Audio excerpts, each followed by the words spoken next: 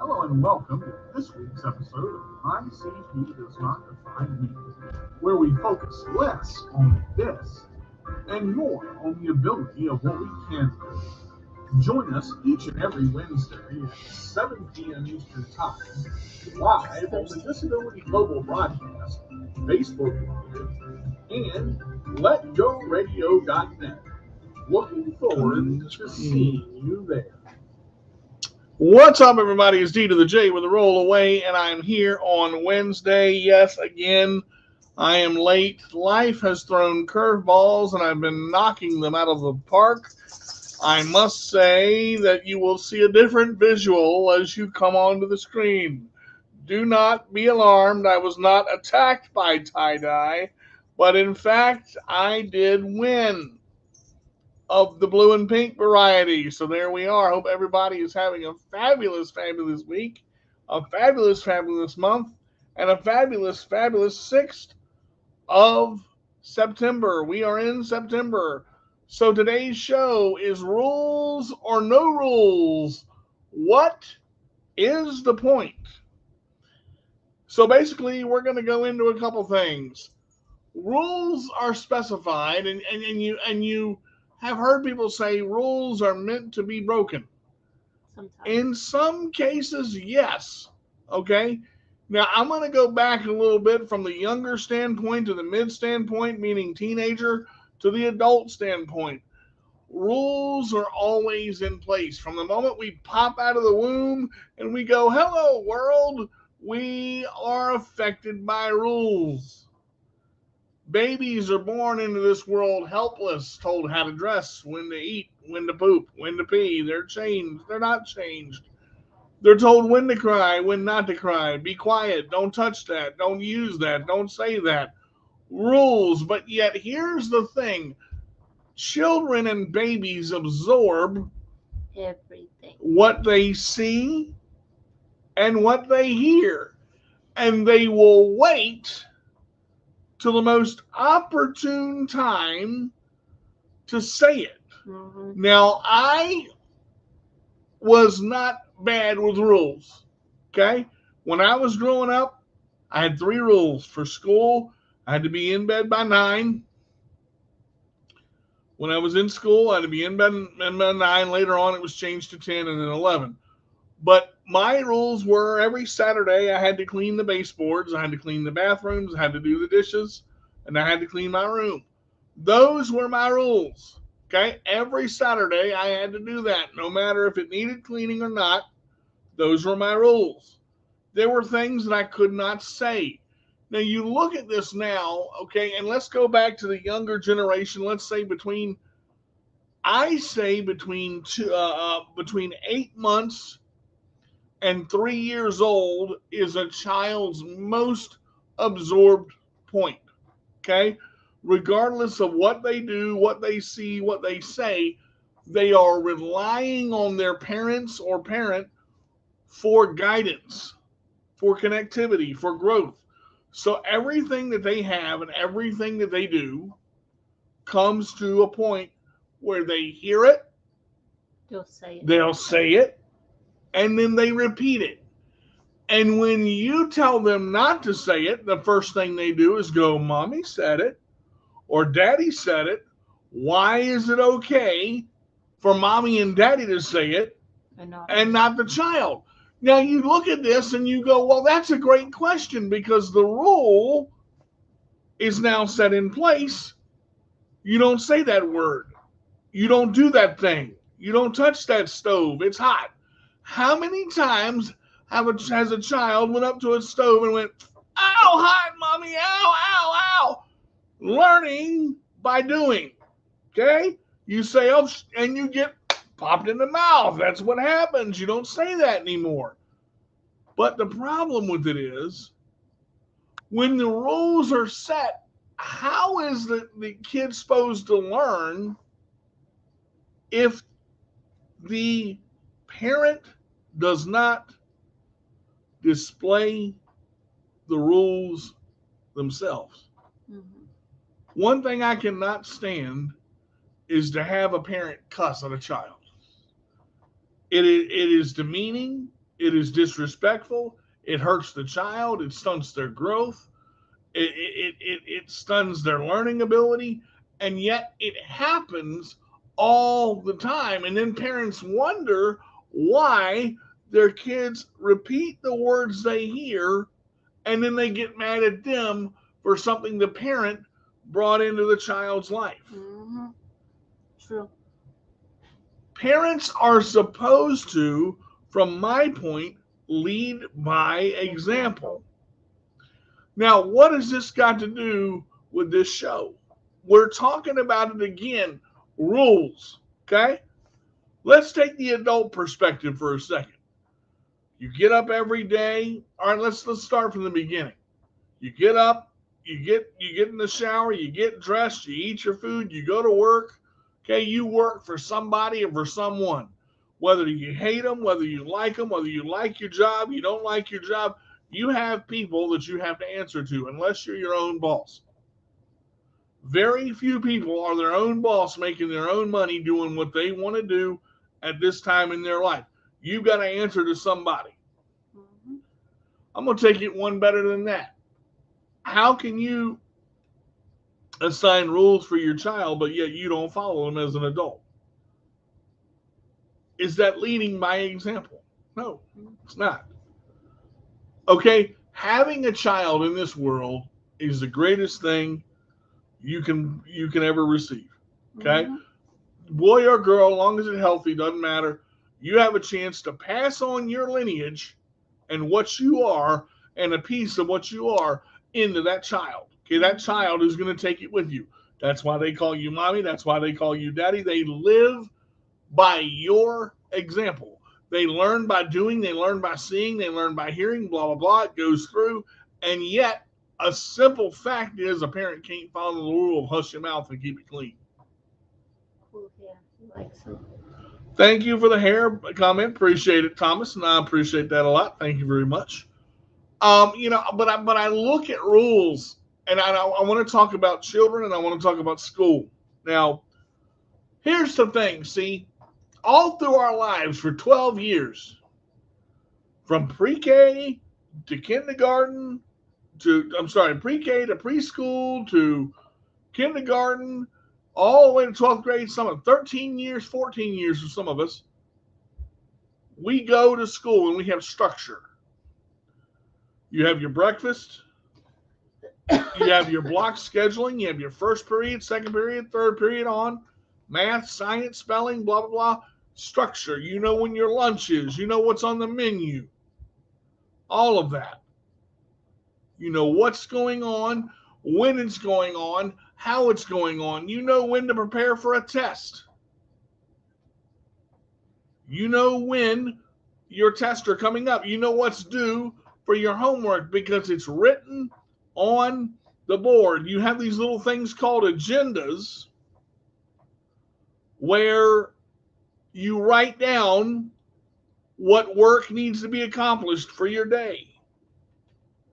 Within that 45-minute to an hour class, you have, I think some of them are an hour and a half, you have some of this board objectives that you have to reach throughout the day. Now, when that class is over, you're told, be ready for blah, blah, blah, blah, blah, read chapter blah, blah, blah, blah, blah, do blah, blah, blah, blah, blah. And first thing kid says, God, I hate homework. Man, let me tell you, I came home sometimes with 2 to 3 hours of homework. That's what school was. School is a continual learning process from point A to point B to point C to all the way to 12th grade. That's where you're going. I loved it because I was good in school. I was strong. My subjects, I hated math. Math threw me for a loop. I never thought I would get math. I struggled with math. I struggled with spelling words. I hated spelling because I had to study. And to make myself study, I had to develop study habits. Now, why am I talking about this? Rules. When you study, there's certain things you can't do. I couldn't have the TV on. I had to have my book in front of me and verbally repeat dictionary, DICTION, A-R-Y. And I had to keep going and going and going. 5 words, 10 words, repeat the word, close your eyes, spell the word, and you begin to get this routine to what worked for you. Now, those rules, some of you would look behind and see the TV on and try to watch just a little bit. The second you're distracted, it changes everything, because then your brain goes, oh, I don't want to do this. I want to do that. Just like right now, I'm sitting there talking to friends, just gabbing, and stuff is happening. And I look up at the time and it's 7:50 and I go, damn it, my show. And it's that moment where you realize, oh my God, this happened. What do I do now? If you do not have rules in your life, you have no structure, and your life will end up in complete chaos if there's no rules. In being in this relationship, Kim is very, very, you want it here, you want it here, you want it here, you want it here. To counteract that, as loving as that is, I love to do the same thing, but you have to structure how that works. Because if you don't, and if you don't understand that you spend too much money too fast, are the bills paid? Have the bills come out? What do we have left? Oh my God, we're short. What do we do? Mm-hmm. It's one of those things where it just, rules irritate the crap out of you. You're told by your parents, don't touch that, don't say that, don't do that. Man, you treat me like I'm a kid. No, I treat you like what you are. You want to be an adult, act like an adult. I will tell you, I love school because school had structure, especially high school when we had block scheduling. And how the teachers were, how my teachers were, most of them anyway, we knew what was coming. We didn't have pop quizzes. Okay? As long as you did your homework, participated in class, and did what the teacher said, there weren't no problem. But the first time homework came up, nobody wanted to do it. And the whole class suffered because of it. This one teacher was that way. I spent half my period doing definitions because somebody else didn't do their homework. So I got the idea one day, if they ain't going to do it, I'm not going to do it. I'm going to fall in to the peer pressure of life. And I'm going to change that thought. And my mama said, boy, I got a call from your teacher. Do your homework. But mama, nobody else. Listen, you ain't anybody else. You're DJ Carter, and I say you're going to do your homework. You're going to do your homework, or you're going to spend the rest of your life in your room. Now, here's where my brain goes, because I don't get to choose. You see? My teacher gave me the homework. My mom gave me an ultimatum. Do your homework, spend the rest of your life in your room. I looked at that option. I did not like that option. My room was not that big. I like TV. I like open spaces. And I like the brown carpet we had in the living room, not the shag carpet we had in my bedroom. So I chose to do my homework. It doesn't matter if everybody else does it. If everybody else jumped off a cliff, would you too? I say yes, and we'd all be dead.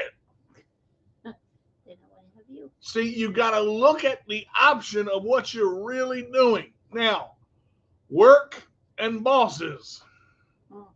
Okay?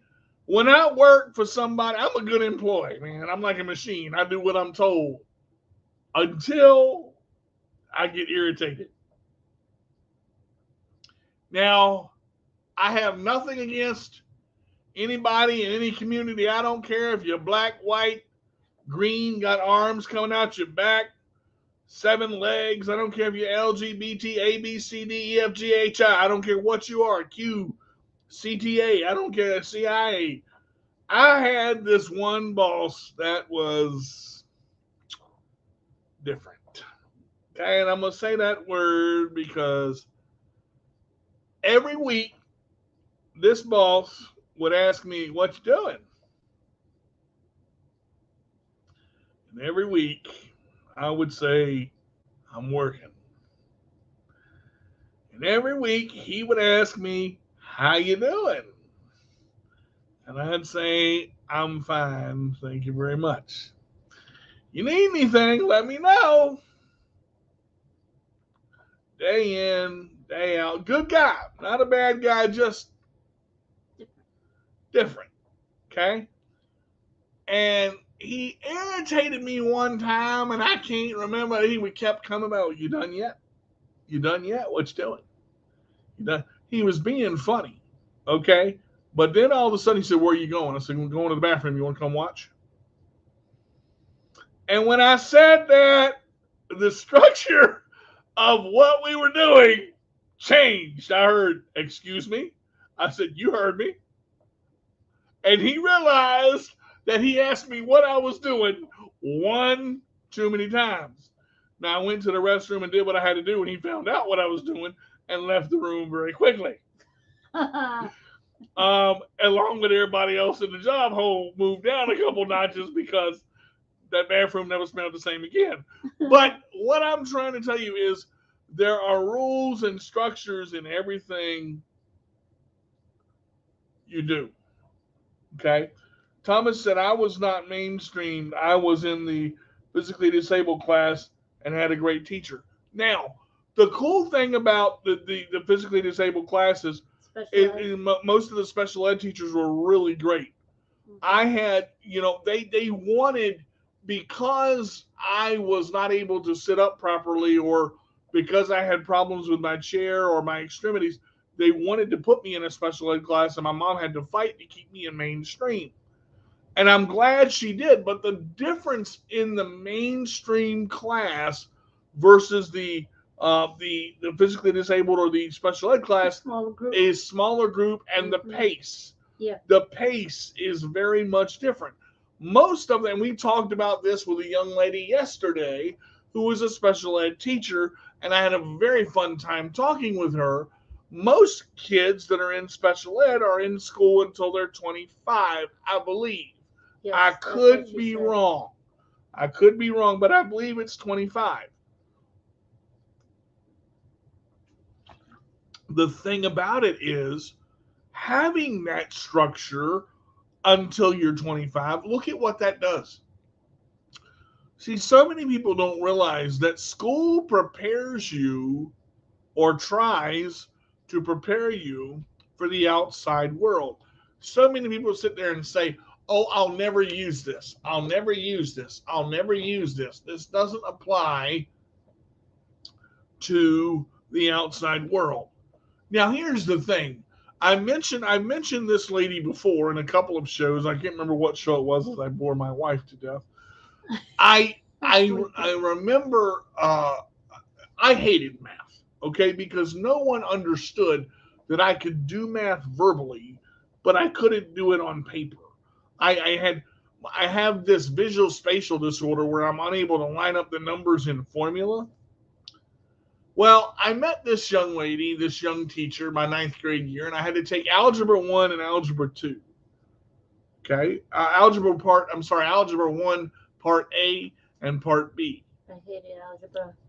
I did too. With Dyslexia, yeah, that makes it, and see, Ms. Lesnar, what was great about her, I'm sorry, Ms. Wessner, what was so great about her is she could see my apprehensiveness right away. She presented a paper test, and she just heard me go, "DJ, what's wrong?" I said, "It doesn't make sense to line it up on paper." And right away, she pulled up a projector screen and she wrote the formula on the board.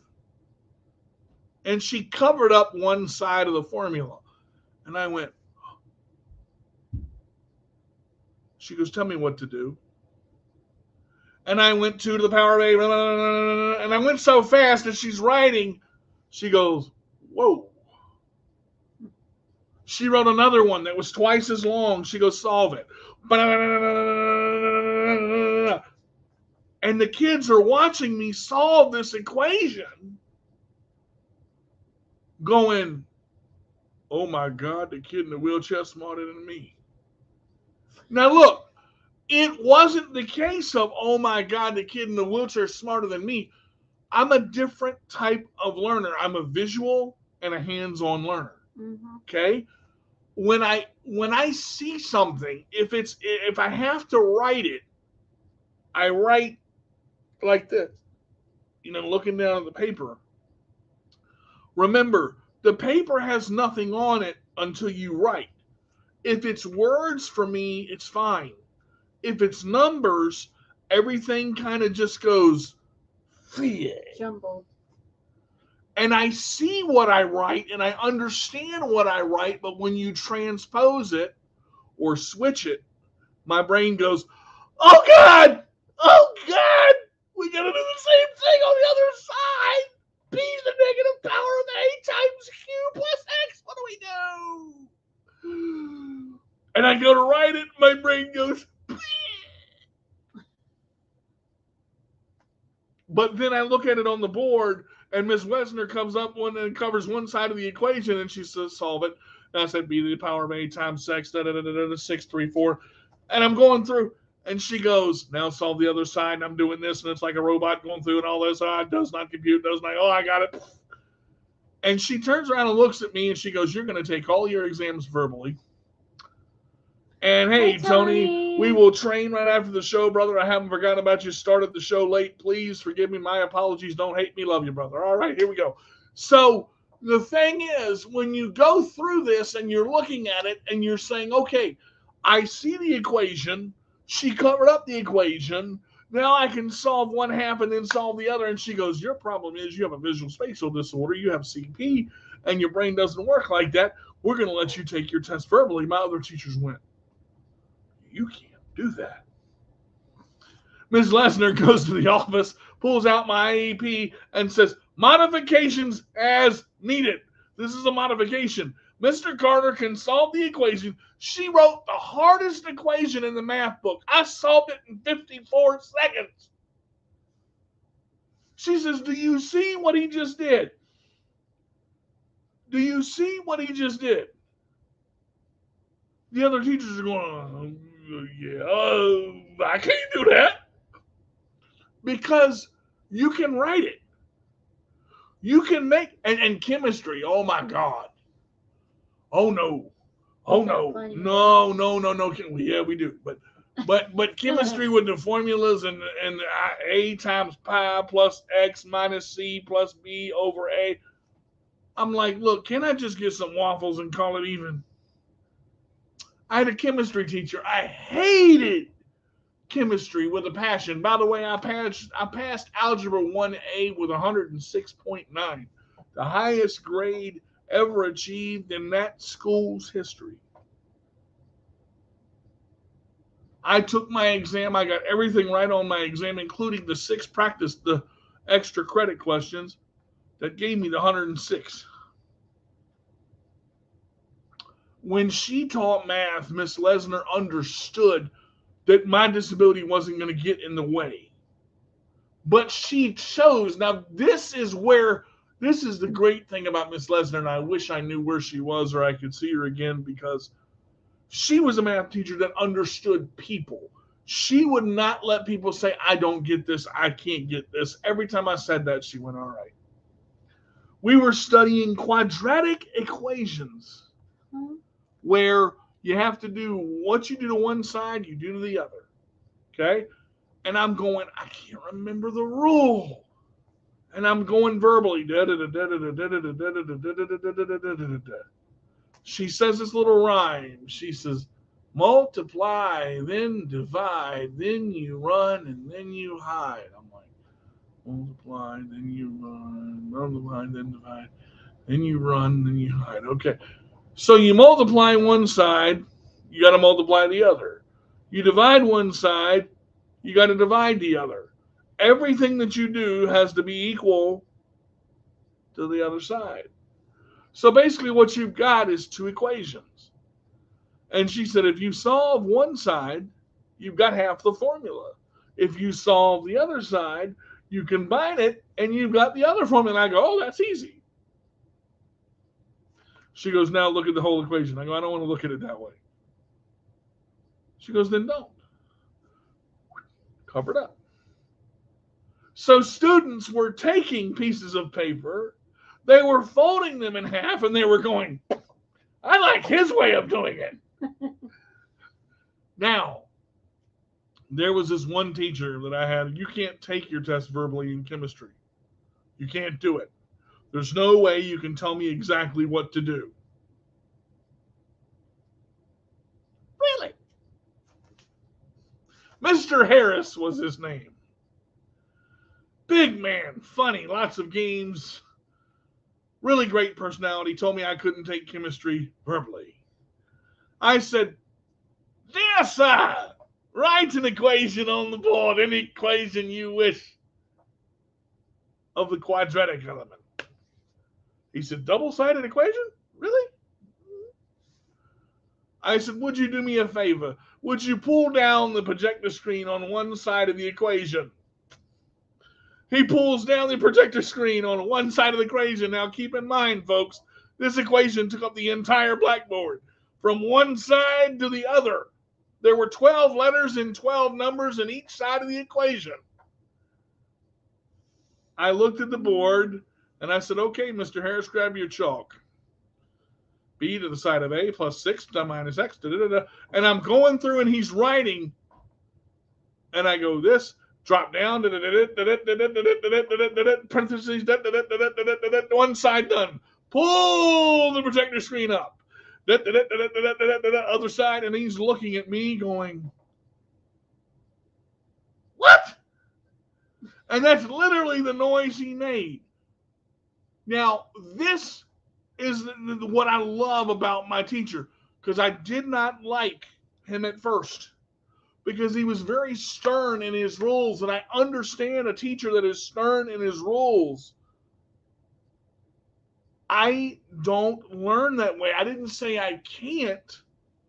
I said I don't, because it doesn't make sense to me when it's jumbled. And I explained it to him, and he goes, that doesn't make sense. And I said, Mr. Harris, come here a second. So we're in the 10th grade hall, my 11th grade hallway, and we go down the 9th grade hallway, and I go, Miss Lesnar, can you come here a moment, please? She goes, Mr. Harris, how are you? You understand you have an Einstein in your midst? I said, that's not possible. She said, watch this. Pick any equation you want in your chemistry book. Explain to DJ how to do it verbally. Don't let him write anything down. Don't put anything on the paper except one line. Let him see one line. Cover everything else up. He goes, I know, he just did that. It blew my mind. Let him take his test verbally. He doesn't learn that way. People learn. Some are audio, some are visual, some are hands-on, some are, they have to read it, some have to write it down to spell it. You know the easiest way to spell a word? Anybody spell encyclopedia? Break it down. Encyclopedia. You know who taught me that? My 4th grade teacher, Mrs. Wyatt. My 4th grade aide, Mrs. Wyatt. The same thing with dictionary. Dictionary. Break the word down. Don't look at the word as Mississippi. Mississippi. And you think about words that are hard or something that's hard. Break it into pieces and stop trying to solve the whole thing. So we go back to rules now. As I get into high school and things start clicking, my grades start coming up. And in our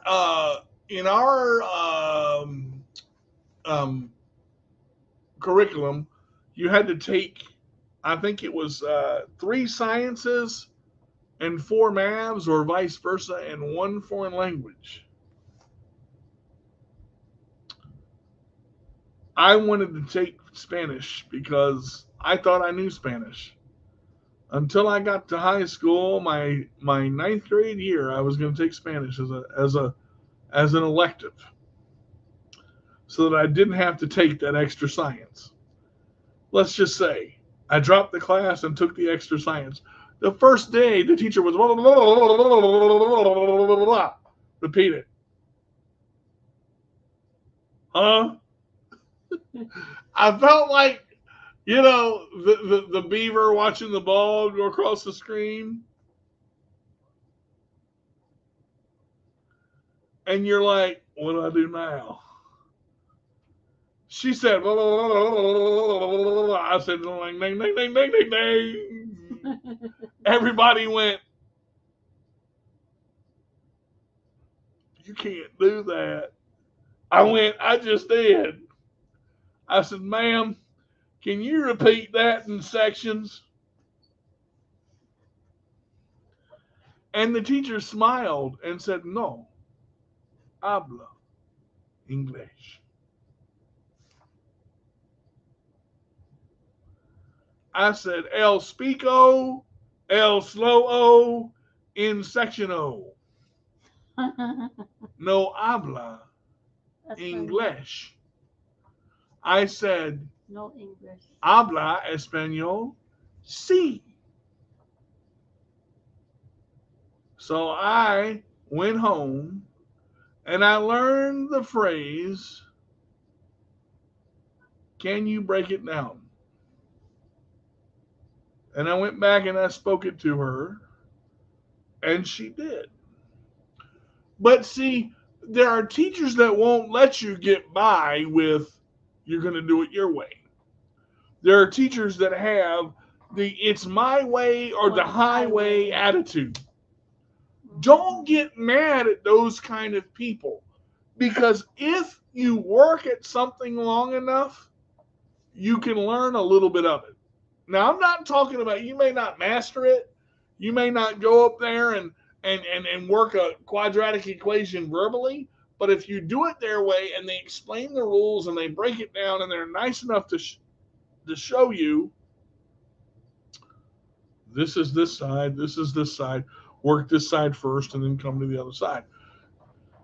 See, the thing about chemistry is the formulas got bigger and you had to plug and play with letters and numbers, and that's what really messed me up.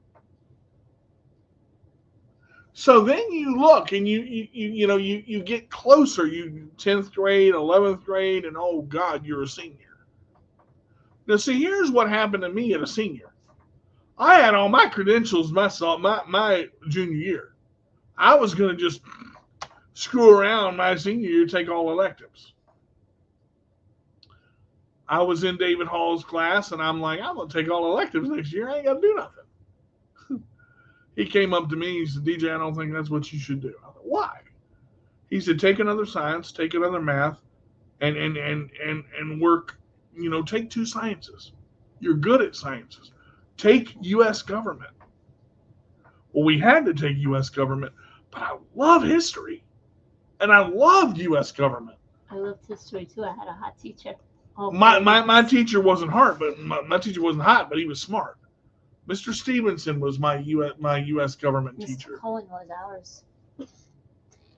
And I remember I got mad at Mr. Hall. Man, tell me I got to take my senior year. I ain't taking nothing. I'm going to mess around my senior year. And I thought about it. I sat down in my chair and I thought about it. And I went through in my mind, what am I supposed to do? And he asked me one question. Do you want to goof around your whole senior year, or do you want to make yourself better? What do you want to do? You're a smart kid. You can take course and all that. You can still take course, still take your music. Take my broadcasting classes. Took all 4 of them every year. 9th through 12th grade, all 4 of them. So we get to my senior year. What did I take my senior year? U.S. government, English 12, chemistry, biology, um, geometry, biology. And it just so lucked out that I passed my classes and finished the year out with a 3.75 GPA. I got an advanced studies diploma, and I remember a topic that we were talking about in US history, and it kind of applies to tonight. I've always been pro USA, I support my country, and we were talking about folding the American flag for military. Well, I learned that if a military flag is not folded the proper way and it touches the ground, it's burned. Well, that bothered me very much. So why do you burn a flag that represents your country? And I asked Mr. Stevens this question. And he had his book open. He puts his book closed. He takes his chalk and he goes, country versus right. And I go, oh my God. I sparked a debate right in the middle of U.S. history class. And he smiled and he says, I like you, Mr. Carter. You know what you did and you know where you're going. And for the rest of the year, I was enthralled with everything he said. Every time he talked, I'm like this. And everybody kept wondering why I sat up on the edge of my seat when Mr. Stevens talked. Because we did these little worksheets that were fill-ins from the book. Had to read the chapter. And I'd do it. Right? And then we got to the debate portion of the class. And he goes, oh, God. Here we go. He said, all right, country versus right. He said, a flag that represents your country, it's a right for a person to burn a flag if they want to. I said, you can't do that. That's not fair. You can't. Yes, you can. Let me explain why. And it took me a while to grasp what he was saying, because he said, I understand your passion for what you believe. But a person can choose, if they want, to purchase an American flag and burn it. It's disrespect. That was my, it may be to us. Mm-hmm. But now, can you burn a flag that's hanging or burn a flag at half-mast? No, because it represents the country. But if you want to go and spend your own money on a flag and purchase it and burn it to show your belief, he goes back to the women burning their bras and the men burning their draft cards on Main Street, because they see, you get into human right, and it's a little bit more of a gray area, you see. And I was at the end of the class, I was so fascinated that I asked him, I said, Mr. Stevens, I know you're going to teach the same thing, but can I stay in extra period? I've never seen a teacher cry before. I've never seen a teacher get emotional or choked up. But he smiled, he wiped his eyes, and he wrote me a hall pass to stay in his class for the next period. And I ended up doing that 2 times. When we got to, we talked about Rosa Parks, and then we talked about freedom of country versus freedom of right. I like Rosa Parks. And you know, you look at somebody that would not give up their seat because it was her seat. Mm-hmm. And she sat there and took all the abuse she said. What's this got to do with rules? Think about it. if she had followed the rules, we wouldn't have what we had today. Have today. Now, like I said, in some cases, rules are meant to be broken. And in some cases, it's not necessarily breaking them, it is modifying that rule to fit and undo a wrong. Mhm. You know, there was a, uh, uh, I'm going to approach this delicately. I know we got like 15 minutes left in the show. My thought on Roe versus Wade. I don't believe in abortion. Mhm. I never have. Now, I'm going to say this. I do in a way. Took the words right out of my mouth. To a point now, I have come to understand in rare cases, this is just my belief. I'm not trying to go against anybody or hurt anybody or take away anybody's beliefs or rights. In rare cases, I believe abortions can happen. Rape being one, or sex trafficking being another. There are reasons why. If a woman decides that she knows it's a mistake, and it's early enough within that, I believe it's the 16 weeks. within that 16 weeks. I believe it should be with like by 12, because before it's ever even a zygote with even any classifications of human characteristics, that's when I believe when it hits that human that starts representing that don't do it. But if you know that you can't, and if you know that you're not going to be able to take care of it, and you've talked about it with your parents, that's something you need to discuss with them. I'm not going to say whether I believe yes or no. Very, very, very few cases do I believe abortion should happen, because I'll tell you why. If you have the child and don't want it, there are thousands of parents that want them and want to adopt and take care of that child. There's always a way. Rules, folks. Rules are put in place, but rules are forgotten about all the time. No littering. See trash all over the world. Trash in oceans. Trash in rivers. Trash in lakes. Jaywalking. Simple rule. No parking. Fire lane. Handicap. I've mentioned this before. I've done a show on this before, and I hit a home run with a home run ball. If you don't have handicap tags and you don't have a physical disability where your legs don't work, don't park in a handicap spot. Don't do it, because there are people who need it. Mhm. Now, I'm going to tell you something that may shock you. Okay, it may not. Do I need a handicap parking spot? No. Why? Because I can push my little stick and drive all the way up.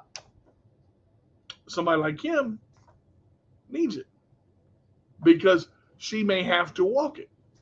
And if it's harder on her to walk it, I'm going to get her a spot up closer to where she needs to be. Tony said this: rules are designed to create structure and balance, but at times can be modified. Correct, I love Tony, that. Yeah, yes. that's what we were just talking about. I don't like people parking in handicapped spots because of convenience for them. I only have to walk 30 feet instead of 90. Get your ass back behind the line and walk the 90 feet just like everybody else. That handicap parking ain't made for you. Look, we don't get many perks with CP. I don't call a disability check a perk no more, because you got to fight so much to keep that some bitch. You don't even know where you're going from now on. That's not a perk. Handicap parking is a perk. It used to be at Busch Gardens, when you went to Busch Gardens, if you were handicapped, and I mean truly handicapped. I don't mean people going and getting the scooter, say, "Oh, I hurt my leg. I can't go that far." Like that kid in the store yesterday. You know, I really, oh Lord, that's another show right now. Why do children ride scooters that are perfectly fine and want to back up everywhere? There was a child in Food Line the other day. Yesterday. We went to get groceries yesterday, and every 5 seconds, this is what you heard. Every 5 seconds, this is what you heard.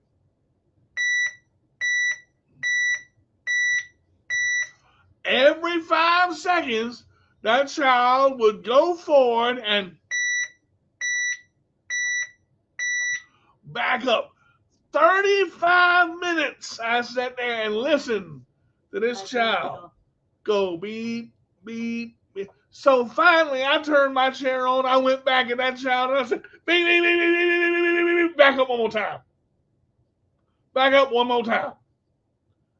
He got off the scooter, went with his mother, and did not look back at me.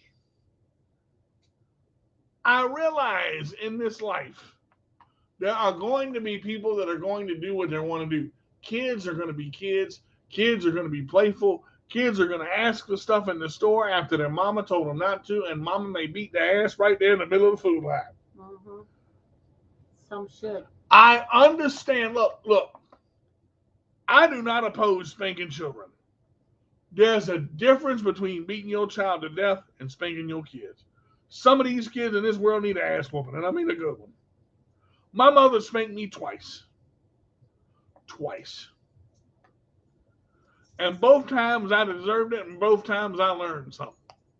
So see, you got to understand, rules create structure, just like Tony said. Rules create a balance, just like Tony said. But rules are put in place. But if those rules are not enforced between the home and the work or the school environment, there is going to be a gap in life somewhere. Mm-hmm. If you do not, and look, parents, look, I'm going to tell you this. Your kid will play this game. Mama, can I go to the park? No. Ask your father. Dad, can I go to the park? Sure, son, let's go. Look, don't do it. Don't do it. If mama says no, then the father should reinforce the action unless the child has done something really good and the mom doesn't know, and the father goes, listen, so-and-so did this, this, and this today. I really think you should go to the park. Okay, talk about it between the two of yourselves. Don't let one child put the mother and the father against each other. I have seen children play the mother and the father like violins. Oh, and look, this child weren't mine, okay? But I'm going to tell you a story. I don't know if I mentioned this on air or not. Kim worked at a daycare, and we had a child that she was very attached to, and I had known for ever since she was 4 months old. My munchkin. Her name was Layla, and Kim worked with her every day. And every day she saw me, and Dada came out of her mouth at 6 months. So from 6 months to 2, I was Dada. Now, when Layla didn't get her way, Layla wanted Kim to call Dada. And she said, okay, but Dada's going to tell you. And this one time, I don't know what it was, but Layla was just, she'd gotten in the biting stage, you know, and the kids were fighting and everybody was screaming and yelling and all the kids are there. And then Kim picks up the phone and says, all right, I'm calling DJ. They call me the baby whisperer for a reason. 12 kids in the room. I said, everybody stop. Room just quiet, you could hear a pin drop. I said, Layla, did you bite so-and-so? Yes, Dada. Why did you do that? Because he took my toy. Layla, do we know how to share? Yes, Dada. Are we going to share? No, Dada. Why not? Because I don't want to. I said, Miss Layla, listen to me. You will share that toy and you will not bite anymore. Do you understand me, young lady? Lip came out, tears came out. No, no, no, no, no, no, no. Suck that back in there. Okay, Dada, me not bite no more. Yes, ma'am, that's what I want to hear. All the other kids looked at me like, what in the hell did he just do? I went to the young man that she bit. I said, listen, you will share as well. If Layla's playing with the toy, wait till she's done. Ask her, can you play with it next? Okay. Kids are simple. Okay. There's Well, my not kids. they're not. You don't have to treat a kid. If you talk to a kid in words they can understand at their level, if you get down on their level and you treat them at the age that they are, and you talk to them with words they can understand, the rules that you have set in place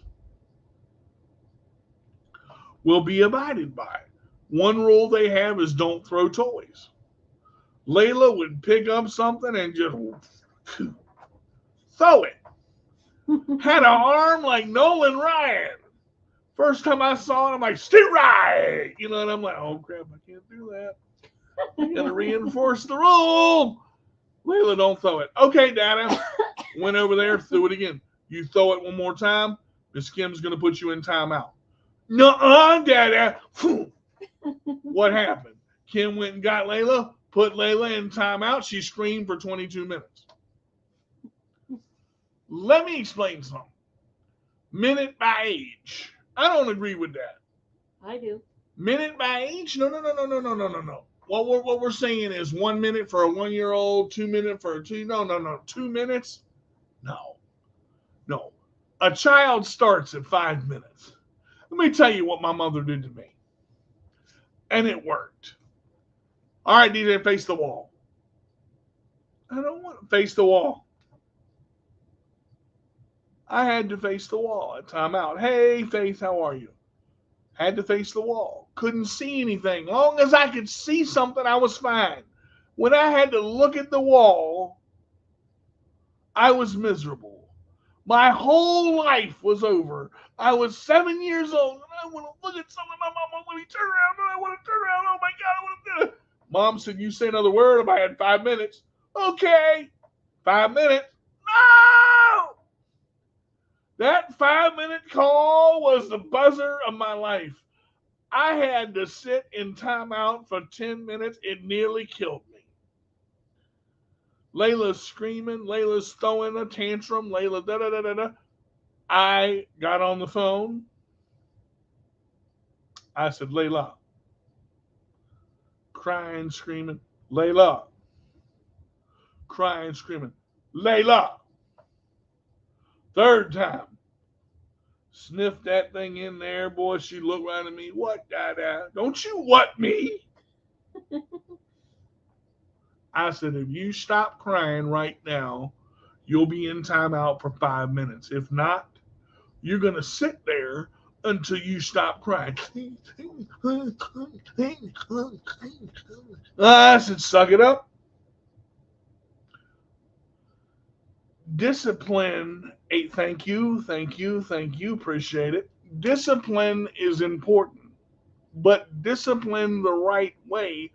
Don't go overboard with it. You ain't got to beat your child into a puddly goo to make your child understand. Mm-hmm. You don't have to discipline your child for an hour to make them understand. Go to their level. 15 minutes for throwing a toy is max.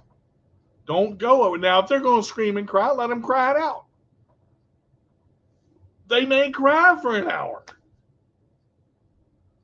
But you know what they're going to do after? Because they're going to get tired. favorite part of the day. And when they realize that you're not going to cater to all the time, they will stop. Children have a way of comforting themselves. But again, it's all made part by the rules that are put in place by the agency. Mm-hmm. Now, did I plan to come up here today with pink and blue hair? No. It's your girl's idea. Kim got up and said, I wanted to spray my hair. Can I spray my hair? I said, yeah, sure. I'm going to spray it what colors? Pink and green. She sprayed it. I said, all right, my turn. It happens. You kind of go with the flow of life. Having fun. Look, and I want to say this. Rules are important, but there's a time And a place for everything. and a place for everything, and sometimes you just got to let loose. Cut loose. Cut loose. Oh, Lord. I'm very, very work oriented. I'm very, very got to get this done. I know I'm structured throughout the day. I don't usually sleep really, really late. I was in pain yesterday, hurting really bad. I slept a little later today, and Kim knew it. Got up, took a shower, did what I needed to do, went out. We were going to go out to scoreboard, and Kim's like, let's save money and go to McDonald's. We went to McDonald's, got a frappe, got this, got that. Hey, Siobhan, how you doing? And I'm going to tell you, Good evening, Siobhan. there's a time and point. Saving money is important, but sometimes you have to treat yourself. Sometimes you have to cut loose. Sometimes you have to break those rules, and you have to make sure you give yourself some fun. You cannot be the same way all the time. You cannot be that rules-oriented, follow the structure. Sometimes you just gotta have a slice of pizza. Sometimes you gotta let loose and put on rock music and sing in the shower. Sometimes you gotta run around and just let all of your energy out and let everything go. Sometimes you gotta act like a total goober in the middle of Food Lion so that everybody looks at you and you say, what's wrong with you people? I'm perfectly normal. It happens. Yay, I'm sugar. Oh, you sweet as pie, honey. All right, well, look, guys, we love you. Understand that rules are put in place for structure, especially with school. Try to follow them as much as you can. Don't go total insubordination. I'm not going to follow the rules. Rules are meant to be broken. In some cases, yes, they are. Go back and watch the beginning of this broadcast. I apologize for being so late. And thank you again for understanding. We will be back next Wednesday, and I promise I'm going to be on time at 7:01. I'm not going to be out at 6, and I'm not going to have anybody in the house at 6. That was my fault. If you can't be good, be bad, but be good at it. This is DJ and Kim saying we'll see you next week for another fun and exciting episode of My CP Does Not Define Me. All right, everybody. That's going to do it for this week's episode of My CP Does Not Define Me. As always, you can catch us every Wednesday at 7 p.m. Eastern Time, live on the Disability Global Broadcast, Facebook Live, and on www.letgoradio.net. Also, if you haven't already checked out our YouTube channel, My CP Does Not Define Me, where we post all of our show's episodes in our My CP playlist. As always, I'm your host, D the J with the roll away. You can't be good, be bad, but be good at it. We'll see you next week. Peace. All right, guys, take it easy. We'll see you next week.